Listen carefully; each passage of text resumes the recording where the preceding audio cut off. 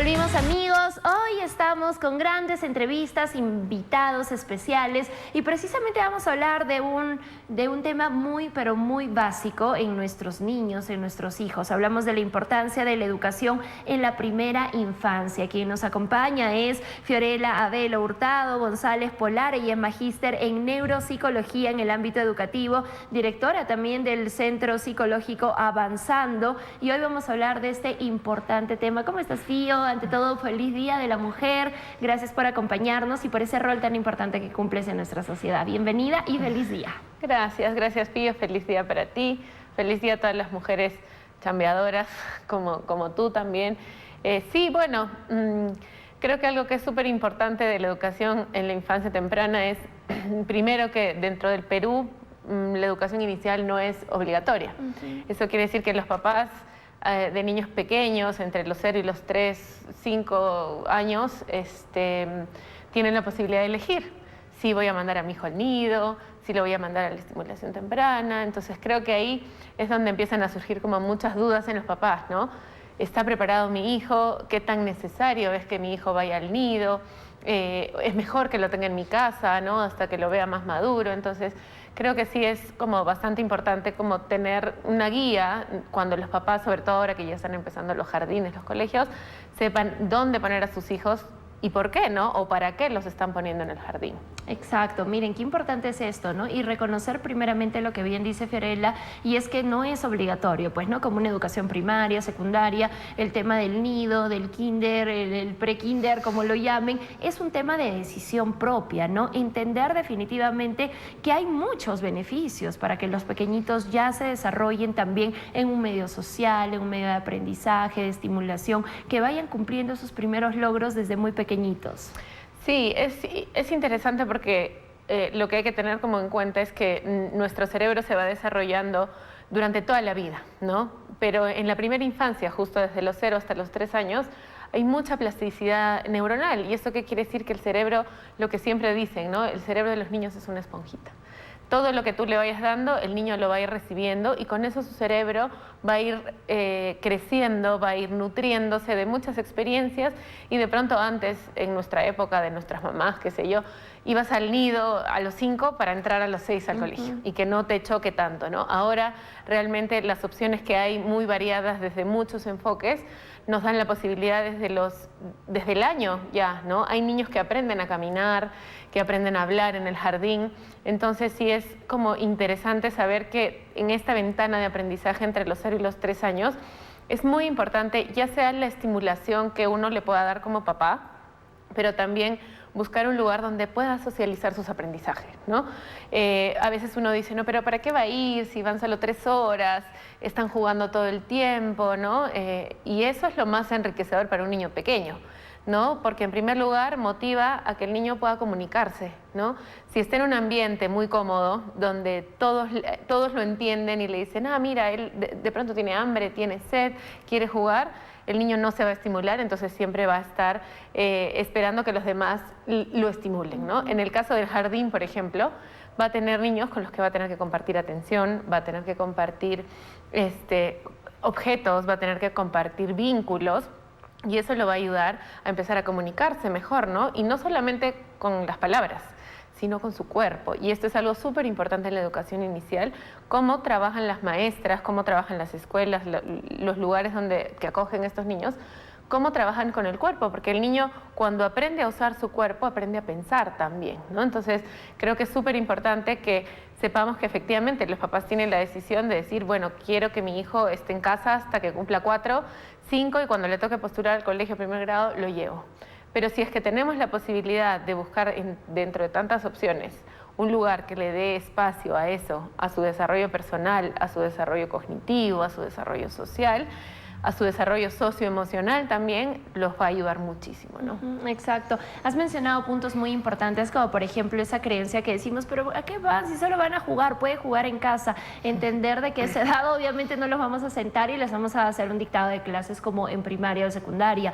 Entender que a esa edad los niños aprenden a través del juego. Entender de que también el tema de la autonomía y la independencia que siempre se busca, ¿no? En nuestros hijos, no es de que, ya que haga su vida. No, es el hecho de que ya ya se empiece a valer por sí mismo, que aprenda a comunicarse, hasta que deje el pañalito, ¿no? Yo me acuerdo que cuando mis hijos, hace mucho que eran chiquititos, sí, yo opté por llevarlos desde muy pequeños y ahí tienen sus programas para dejar los pañales y demás. Y es realmente muy enriquecedor porque entendamos de que sí o sí eso, o sea, los papás muchas veces también dicen, pero igual lo va a aprender, ¿no? Igual en algún momento va a dejar el pañal, igual en algún momento va a hablar, igual en algún momento va a aprender ciertas cosas. Pero entender de que este aprendizaje temprano favorece mucho para ese primer contacto ya en el colegio grande, como lo dice. Claro, y hay que entender que la autonomía, no, como tú dices, no es hacer lo que quieras, ¿no? Hay un concepto que se trabaja mucho en psicología que es la interdependencia.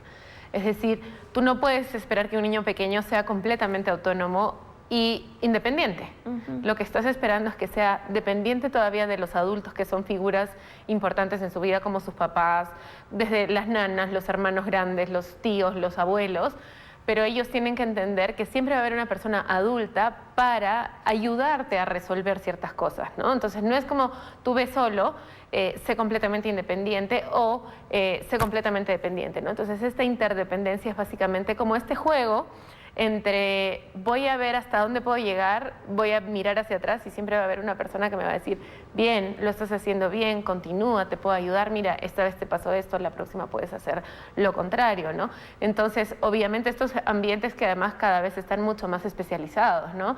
Son jardines que cuentan con maestras muy capacitadas, métodos completamente diferentes, donde les dan mucha, o sea, tenemos desde opciones desde jardines que son al aire libre, algunos que son más centrados en la exploración de la naturaleza, otros, por ejemplo, en el método Montessori, ¿no? Que tienen todas las cosas que uno tiene en casa donde el niño pueda desenvolverse, los tienen en pequeñito, para que el niño aprenda desde lavarse las manos, ir al baño, hasta hacer sus propios alimentos, ¿no? O sea, quieres coger una fruta, quieres algo, tienes todo a la mano para cogerlo, para hacerlo, y si necesitas ayuda, siempre va a haber un adulto que te dé esa mano, ¿no?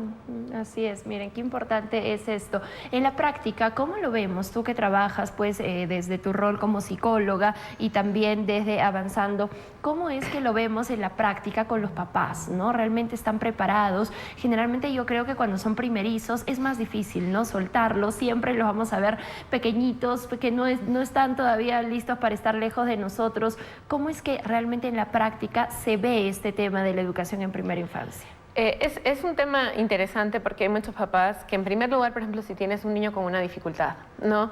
Ya sea, por ejemplo, autismo o una discapacidad intelectual o lo que fuera, los papás, como una norma social, siempre están esperando, creo que mi hijo ya tiene que ir, ¿no? Veo a sus amiguitos y los de 3 años ya están yendo al jardín. Y ahora yo quiero que mi hijo vaya porque es lo que más o menos la sociedad me dice, ¿no? Creo que lo que es súper importante es que los mismos papás tienen que ser muy delicados al observar a sus hijos, ¿no? Con señales tan simples como, por ejemplo, qué tan bien se comunica, ¿no? Eso es lo primero que un papá tendría que hacer cuando va a ver si es que la opción del jardín es una opción, ¿no? Hay muchos papás que efectivamente tienen temor porque dicen, mi hijo todavía no habla, no entiendo mucho las cosas que me dice, a veces se frustra mucho cuando no lo entiendo. Entonces, de pronto en ese momento sí el papá tendría que decir, ok, de pronto no está todavía tan preparado, pero ¿qué voy a hacer para prepararlo, ¿no? Ahora hay metodologías en los jardines que son muy respetuosas con el tiempo, ¿no?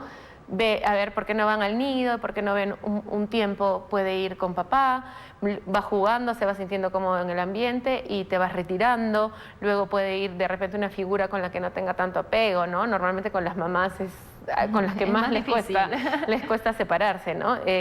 Pero si va con el papá, por ejemplo, que el papá siempre tiende a tener otro acercamiento, otro vínculo, es más fácil para el niño separarse, es como ahí está mi papá, me está mirando, pero no necesariamente tengo que estar junto a él, ¿no? Entonces, en la práctica, efectivamente, hay papás que sí, ¿no? Que te dicen, yo creo que ya mi hijo debería ir al nido, ¿no? Tiene 2 años, en algunos casos mamá y papá trabajan, entonces es mejor que esté en un espacio donde tenga tiempo para desarrollarse, ¿no?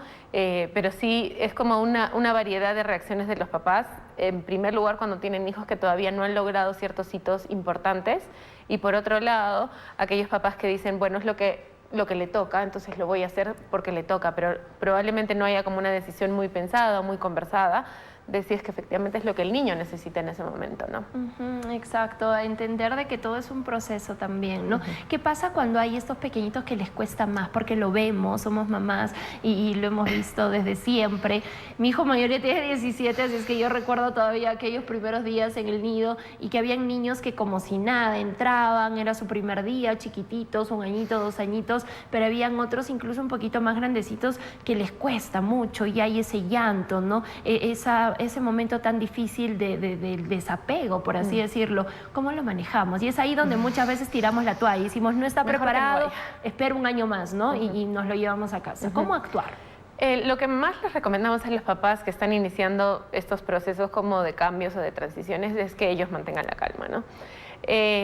Tratar de preparar al niño lo más posible antes de que entre al nido. Hay muchos papás que se quedan en la puerta y están esperando a que el niño entre, entonces el niño está mirando al papá que también está nervioso para ver en qué momento y ellos se va. sienten, ¿no? Ese nervio, ese miedo, esa sensación, esa angustia, la sienten desde cómo los miras, desde cómo les hablas, desde...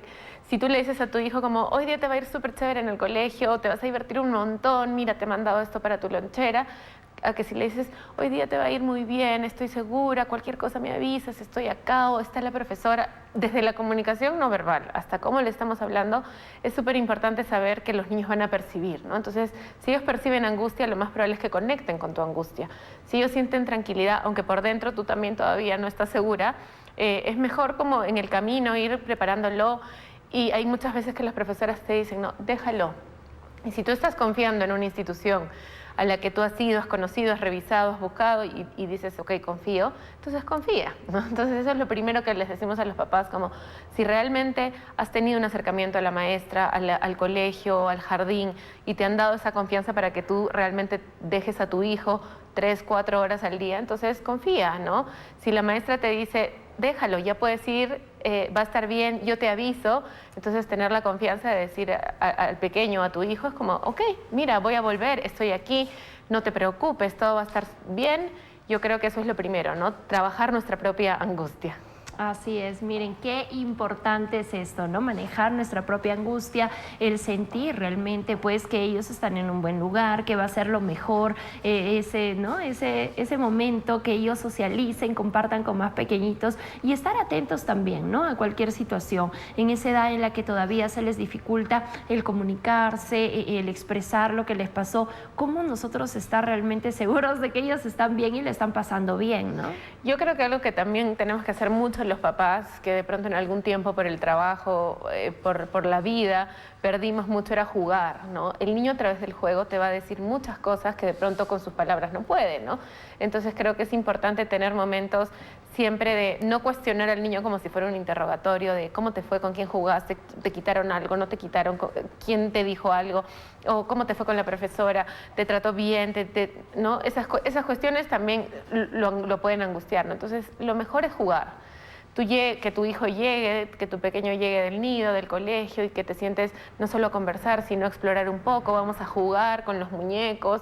En esos momentos a veces uno se da cuenta, ¿no? Si pasó algo, entonces tratar de resolverlo igual con calma, siempre con los adultos, ¿no? Responsables que son en este caso las maestras, las psicólogas o los psicólogos de los colegios, ¿no? Entonces creo que para saber realmente si un niño está, digamos, cómodo en su escuela, es muy importante además de conversar, jugar, ¿no? Y tener estos momentos lúdicos donde en el mismo juego te puedas inventar historias de algún pequeño que fue al jardín y que se peleó con un amigo y ahí los niños van hilando, ¿no? Y te van sacando si les pasó algo parecido o con el muñequito hacen algún juego con su propio cuerpo, ¿no? Entonces creo que estar atento a esas señales es súper importante. Así es, estar atento a las señales, confiar en que ellos lo van a hacer muy bien, darles esa confianza, generar esa autonomía y entender de que todo es por su bien. Así es que atentos ahora, mi querida Fío, recomendaciones finales.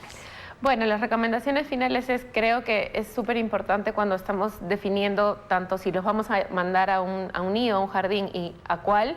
Creo que es súper importante conocer a nuestros hijos, saber si mi hijo no es tan sociable, si a mi hijo le cuesta un poco más, si mi hijo es más hablador, es menos motor, si mi hijo necesita más libertad, si necesita más estructura. Creo que eso es súper importante al momento de elegir mandarlos al jardín o al nido, ¿no?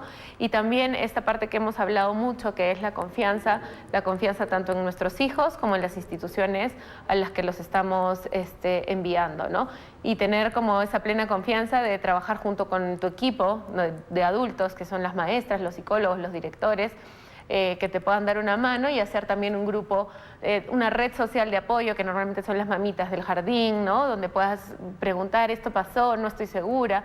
Entonces creo que tener esas redes de apoyo también es súper importante. De todas maneras, así es que hay que soltarlos poquito a poco. Ahora que estamos recién en marzo, seguramente muchas mamitas están preguntando si ya es tiempo, si no es tiempo. Confía, confía, y por supuesto para todas las personas que quieran tener mayor asesoría, también psicológica, porque es importantísimo, Fío, coméntanos un poquito el trabajo que vienen realizando en Avanzando.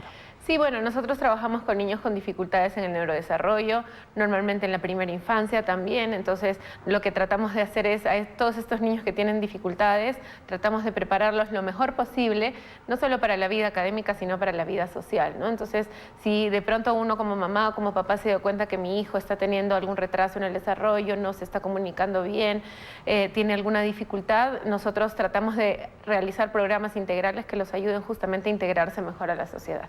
Excelente, ya lo saben. Entonces, ¿cómo pueden hacer para ponerse en contacto con ustedes? Bueno, nosotros estamos en Instagram como avanzando.p y pueden comunicarse también a los teléfonos que están apareciendo. Estamos aquí en Caima también, en la Señorial F2, entonces los esperamos. Excelente, muchísimas gracias, Fío. Ahí efectivamente en pantalla está toda la información. Que tengas un lindo día. Feliz Día de la Mujer. Feliz día, Fío. Gracias, nos vamos a la pausa, volvemos con más para ti este mismo viernes.